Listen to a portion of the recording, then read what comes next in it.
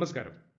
പ്രസംഗ മത്സരങ്ങളിൽ വിധികർത്താക്കൾ എങ്ങനെയാണ് മാർക്ക് ഇടുന്നത് എന്നതിനെക്കുറിച്ചുള്ള വീഡിയോകളിലെ രണ്ടാമത്തെ വീഡിയോ ആണ് നമ്മളിന്ന് ഇവിടെ സംസാരിക്കുന്നത്.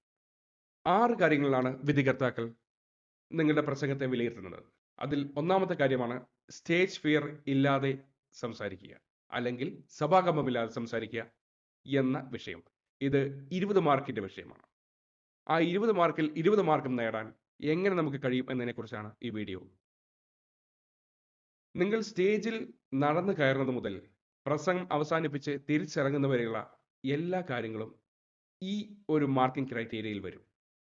ആളുകളുടെ കണ്ണിൽ നോക്കി സംസാരിക്കുക. നിങ്ങൾ ശ്രദ്ധിച്ചിട്ടുണ്ടാവും, നിങ്ങളുടെ മുമ്പിൽ 3 ജഡ്ജിമാരിരിക്കുന്നുണ്ടെങ്കിൽ നടുക്കത്തെ ജഡ്ജ് നിങ്ങളുടെ കണ്ണിലേക്ക് നോക്കിയായിരിക്കും ഇരിക്കുക. അതേപോലെ തന്നെ നിങ്ങൾ അവരുടെ കണ്ണിലേക്കും നോക്കണം. എല്ലാ ഓഡിയൻസിനെയും, നിങ്ങളുടെ മുമ്പിലിരിക്കുന്ന ആളുകളുടെ മുഖത്ത് നോക്കി ഈ പ്രസംഗം പറയാൻ ഉള്ള ധൈര്യം നമ്മുടെ ഉള്ളിലുണ്ടായിരിക്കണം.